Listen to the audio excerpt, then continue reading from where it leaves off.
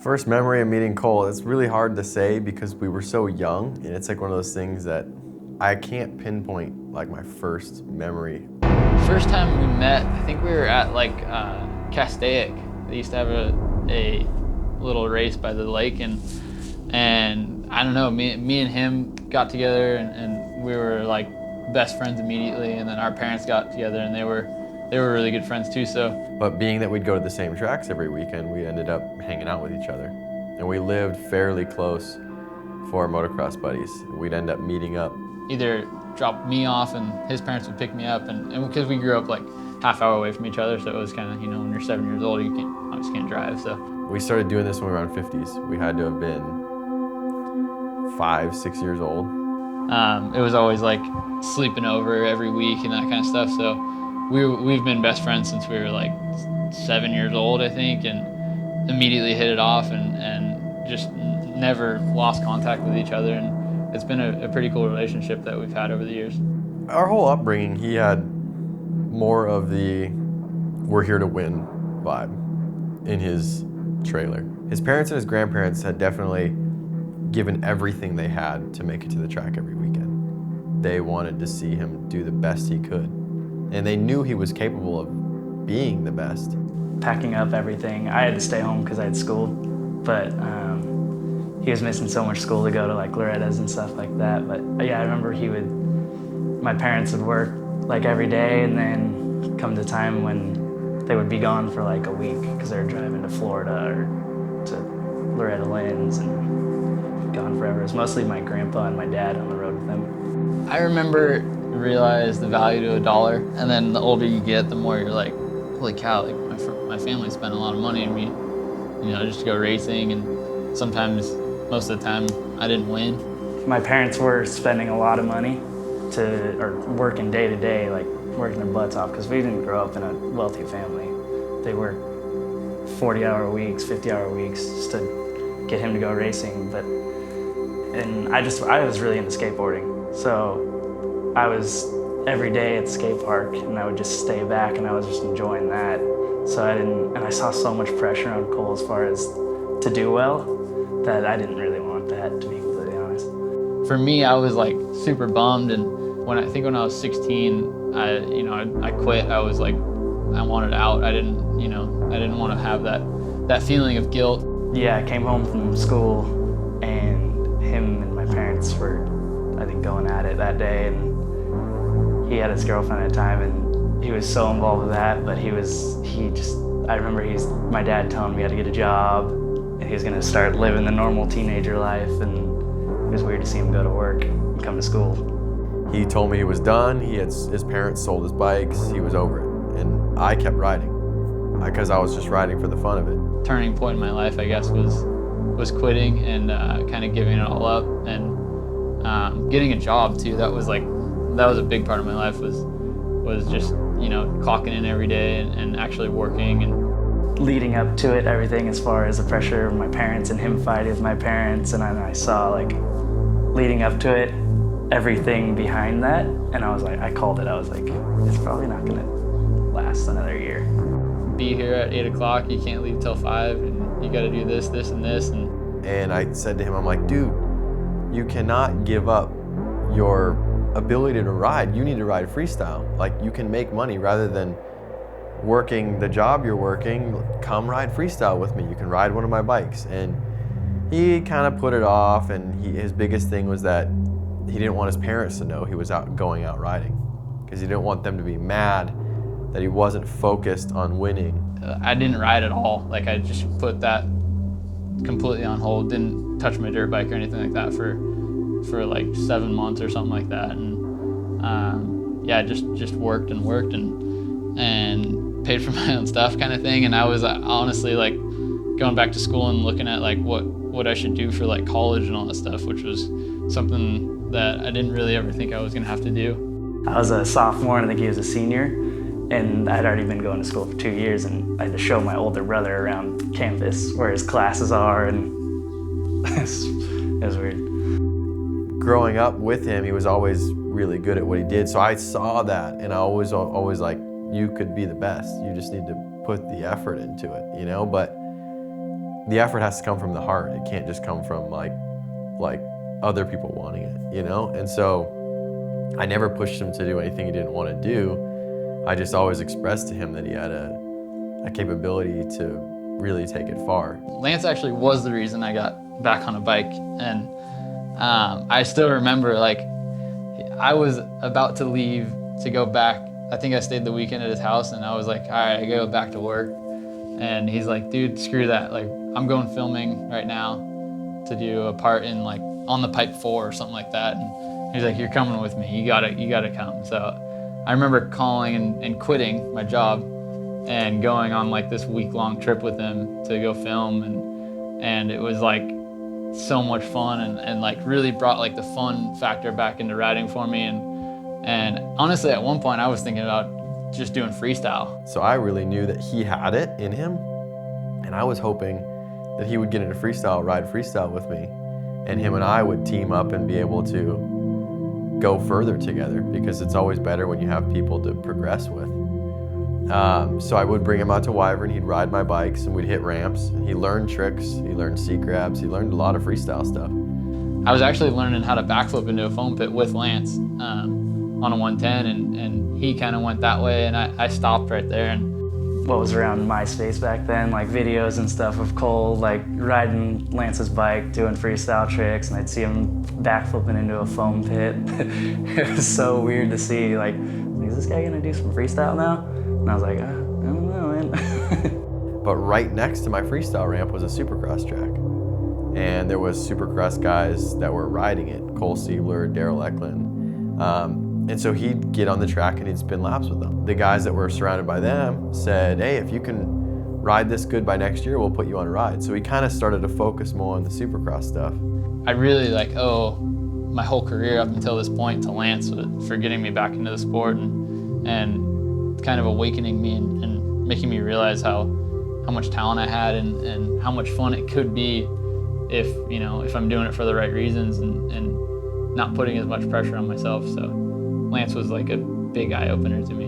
I remember him starting to get bikes again, and my dad worked at a dealership, so I remember bikes starting to roll in, and just progressively, it wasn't like a snap of fingers, like, we're going racing again. It was, he was going, just having fun. He basically sat my dad down and he was like, I'm gonna get back into riding, but if I do, you need to stay back a little bit, and just the pressure needs to not come as hard, and just try to have fun with what we're doing. And if it's something that happens, it happens. Doing some motos, doing some freestyle, screwing around on the Supercross track, just having some fun. It's been a while since I've been consistently doing the amateur circuit. Kind of got burnt out for a couple years there after I got off 80s, and just had some fun being a teenager.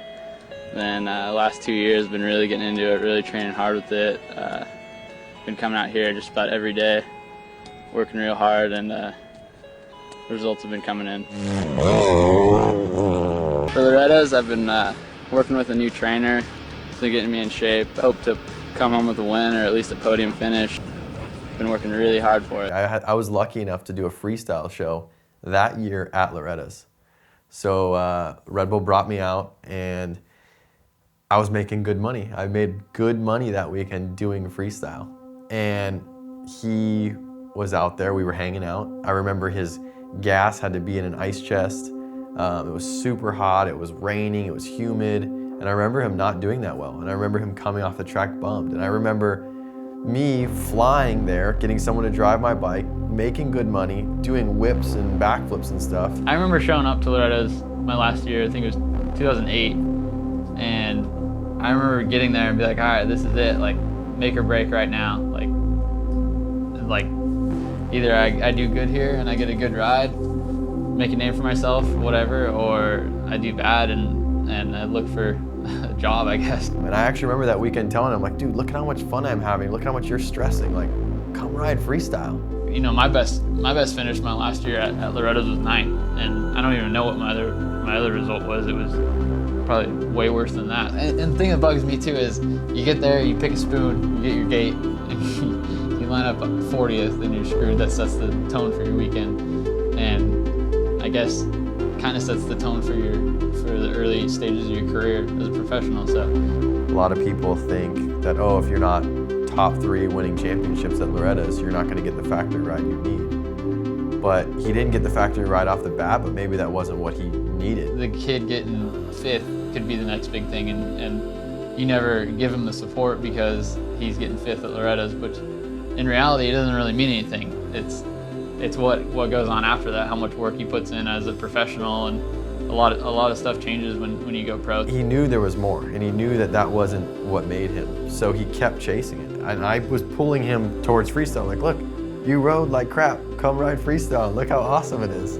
If you would have picked me out of the top 10 and said that I was going to be better than all the guys in front of me and all the guys that beat me the year before and all that stuff, you know, it was highly unlikely. His heart was racing, and he hadn't given up yet. And because he hadn't given up, and because his heart was still in it at the time, he kept chasing it. After 2009 season, I raced all the Supercross stuff, and I raced like 2 outdoor nationals, and kind of just had the whole summer was just like a waiting period, kind of see if any teams were interested in me. And We would wait around for a call, and nothing really came till late October. And one of my friends like, hey, you gonna race this year? And I was like, I don't have a ride yet, so probably not. I think I was already enrolled in school, like going back to college. Luckily, I got a call from David Pingree at like, I think it was like 6 weeks before Anaheim won in 2010.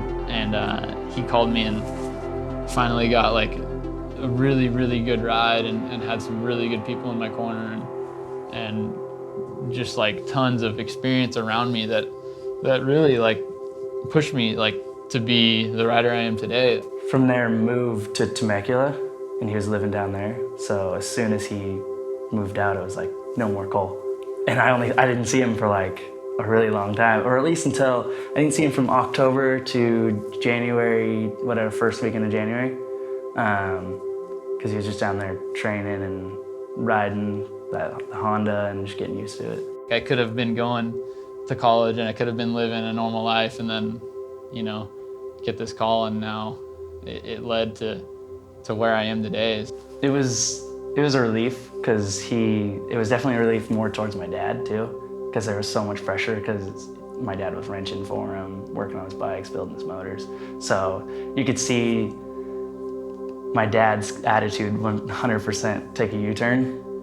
That whole Troy Lee, get some really good people at Troy Lee, giving me a really good chance. So I'm pumped on that. He needed to ride on some smaller teams, prove himself, and every year he built up. Like I said, he started barely qualifying. Next year he was qualifying all of them. The next year he was top 10, and then he got a better ride. And then from there on out, he was top 5. Started winning, and then he was up, you know, chasing for the championship, was it last year? The very way that Cole landed here on his journey is by no misstep. He has overcome the harshest realities and risen to a place that he had never even begun to dream of, riding his dream bike and donning the legendary number 14 for the beginning of a new era. I remember sitting at Vegas last year, sitting on the ground, we were watching the 450 race outside, and the owner had said something, like kind of hinted at it, and we were like, all right, this could be happening. And then I want to say it was like 2 weeks later, he gave him the call. And I had just filled in 2 weeks prior to that, and you know, when he told me, hey, we're gonna send you an offer for next year, I remember like I just wanted to like jump out of my seat and scream, because it was like more than a dream come true to get an offer from them. And like right when I didn't even have to know numbers or anything like that, I knew like that's the team I want to be on. So amped that all the chips fell in line, and this is where I am today. yeah, it's definitely crazy to go to the races and you sit in the hospitality, and it's such a different vibe, but they're there to race, and everybody's so into it. He'll text me and be like, I got 7 guys at the track right now. I have a guy just watching me. Just his job is just to watch me. It's just he loves it. I get the like, oh, your dreams came true, like all stuff, but it was never a dream. Like it was never like you didn't even thought to be where I am. It's like to have the best bike, to have the best guys working behind me, and yeah, the number and all that stuff. Like I don't know, just the way everything worked out. It's better than a dream. Like better than any dream that I ever had. So.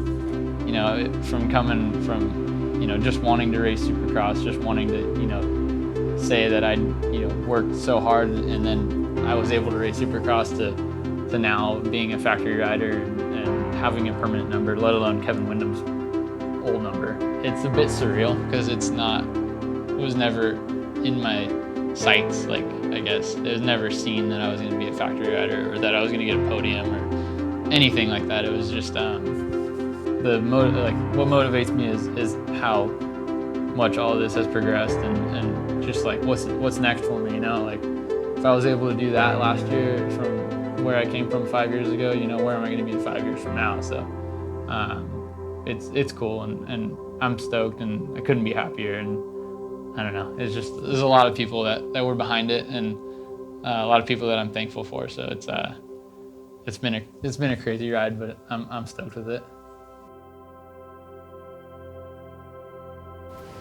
When you look to the ocean, some may only see a large body of water.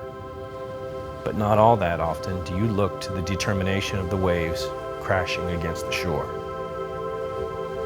A never-ending supply of perseverance that keep clearing the slate, if you will. Dissolving away the steps you have taken and leaving you right where you have arrived. Have you ever thought what drives this? Although the ocean may be serene and soft-spoken at times, I'd like to think that there's a dark monster at the helm, running the ship from deep down in the belly of the abyss. This is the very paradigm that makes Cole one of the elite. He has the determination of the Pacific berating the shore, backed by the primal savagery it takes to go to war over and over and over.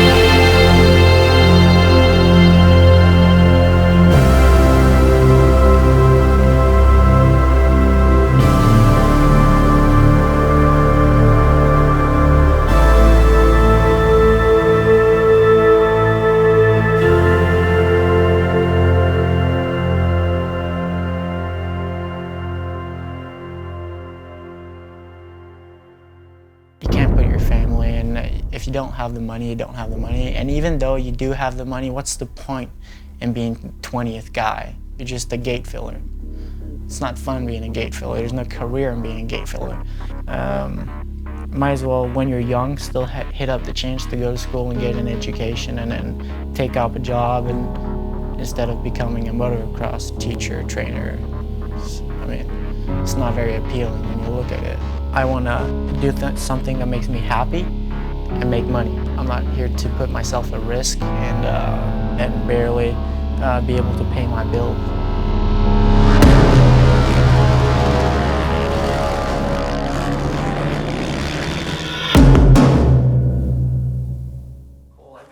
I know, it's crazy. Like, he would BMX, super good. Mountain bike, skating, he's like, I was amazed how good he is, like, just not even skating for like 6 months.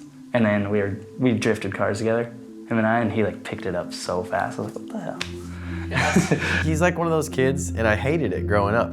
He's my best friend, but I hated that we would get on anything, skateboards, scooters, BMX, mini bikes, dirt bikes, drifting our trucks when we were 16. He always did it perfect. He never made mistakes. Like today he still has barely any injuries. I've crashed every year big, always hurt. He's never hurt.